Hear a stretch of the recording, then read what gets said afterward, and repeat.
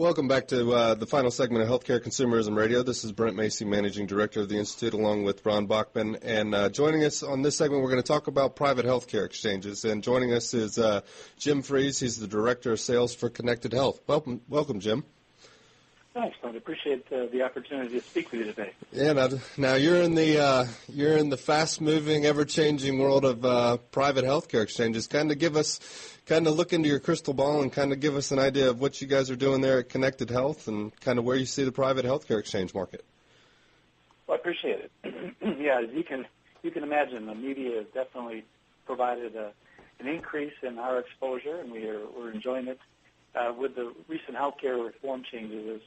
ConnectedHealth is a consumer marketing organization that helps employers grow their business by ensuring that their employers are healthy and financially secure using the defined contribution strategy and organized marketplace, either on a group-based platform or using individual policy platform.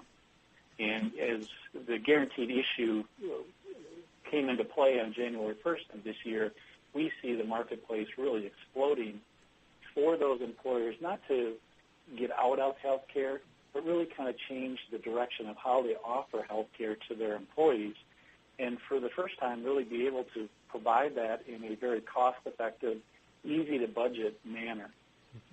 Now, when you kind of look out at the marketplace, you've obviously got healthcare.gov, which is the federal side of it.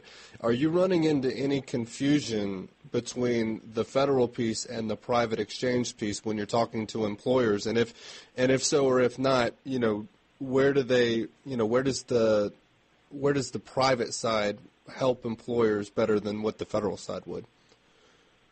Perfect. Yeah, and I think the biggest difference that you'll see in the private exchange with ConnectedHealth and other private exchange organizations is it's really being directed more through the employer marketplace or the workplace, and that helps educate and coordinate the process of the messaging much easier. There is some confusion, and there's some very, very valid frustration in the process that's been in place both in the public sector as well as some of the private exchange marketplaces, because it's a new avenue and a new process to deliver how healthcare is offered to the market. So, I think the biggest challenge that we have is how we message and how we educate the marketplace and make the user experience the key essence of what we're trying to deliver. Make it easy to administer, easy to understand, and provide the right tools to make the right decisions going forward when you're making a very significant financial decision process. Jim's Ron Bachman here. I looked at your website, and it's got some great points there about what I call health literacy, helping people to really understand. And there's 4 points that I picked up off that website that you're trying to differentiate yourself. And that's to be sure people understand their options, decode the industry jargon, to personalize their benefits, and then to build confidence in their financial choices.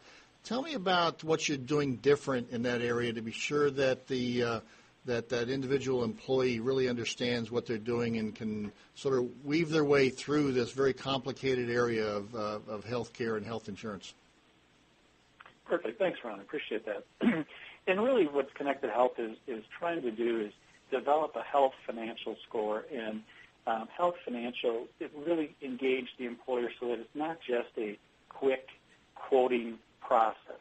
We want that individual to be engaged in looking at the right plan that fits their financial needs, their demographics of their family, making sure that they've got the right coverage levels, but being able to do that so that when they're in the process of selecting the plan, they're looking at not only the cost of the premium, which is going to be a major decision factor, but what are some of their expected out-of-pocket costs, and what is the maximum cost that they'd be looking at? So they really have a better picture of their total exposure. And then when they're in there and looking at the different plan options, we also want to be able to coordinate so that they have a sound understanding of their overall protection. If they select a high-deductible health plan, are they also making sure that they're provided to have the health savings account if it's a health a health savings accountable plan? Mm-hmm. And are they looking at making sure that they've got the right coverage levels in regards to their family demographics through life insurance and disability coverage and other features? And really look at a full financial score and aspect of their coverage level. We don't also want to, because now with the open marketplace and the individual markets is seen, you could have 120 different plan choices that are available to you in your region. We want to be able to kind of narrow that funnel down and allow the individual to mitigate the plan choices based on what they're looking at in different parameters. So if I want to see certain plans that are under, a certain premium level, I can adjust the choices and allow only to see plans based on those parameters. And that makes that process a very easy to follow, very intuitive process, and it allows that employee to make the right choices based on their demographics.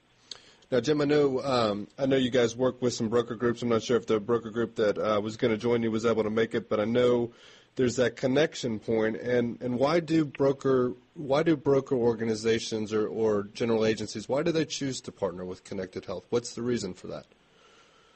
I think they see that the marketplace is taking a significant change, and the employers are asking for better opportunities to manage healthcare costs.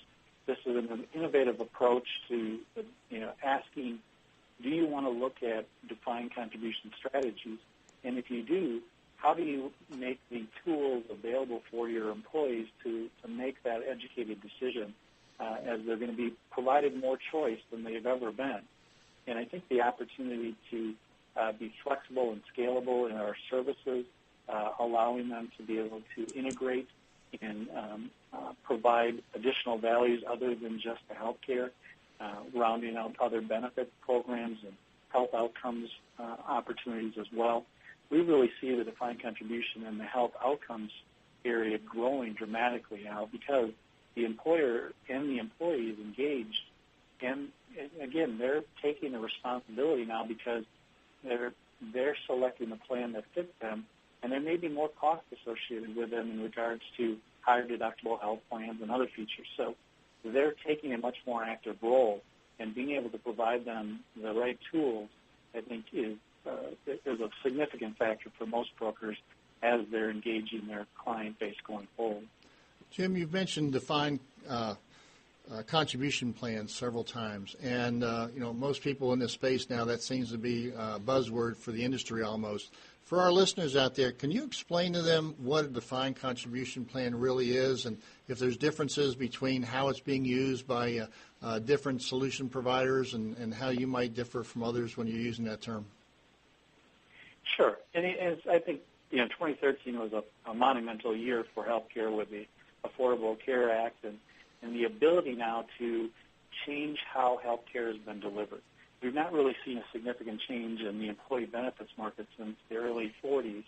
And typically, healthcare has been offered on a defined benefit strategy where the employer is setting, sharing in a little bit of a cost with the employee and setting the plan choices that are available, sometimes very limited. Mm-hmm. Very similar to what you saw in the retirement side, where the pension plans were the predominant retirement structure up until 401k opportunities came into the marketplace. We see that same very similar option happening in healthcare, where now the employer is saying, I want to be able to control my costs, but I want to, instead of being the one that decides the plan choices and the opportunities for my employees, I want to provide them more choice, and then I'm going to give them a set amount to be able to allow them to go out and purchase the health care options that fit their needs more appropriately. So we're seeing a very similar evolution that we saw in the retirement structure from a defined benefit pension plan into the 401k marketplace. And that's happening in the health care plan as well. The employer is given a set amount of money for a defined contribution, but that employee is able to then go out and purchase the health care or the benefit choices as appropriate. Now, Jim, we got about a minute left on the program, and want to be able to kind of let you give a couple takeaways for our audience to leave them with. And I know from our standpoint, we've always looked at private healthcare exchanges. That is ultimate healthcare consumerism on steroids. And kind of if you look at, where your business is going to move, what are some of the things that our audience needs to be well aware of if they're analyzing moving to a private healthcare exchange? Yeah, I think the biggest thing, too, is that, we're really kind of moving away from, that connotation of private exchange because, we really look at it as a more organized marketplace.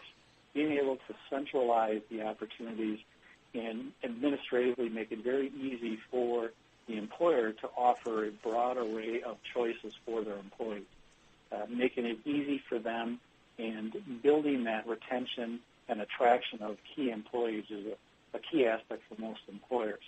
So we think it's changing the delivery of health care and benefits are being offered by an employer and giving them significant tools as needed.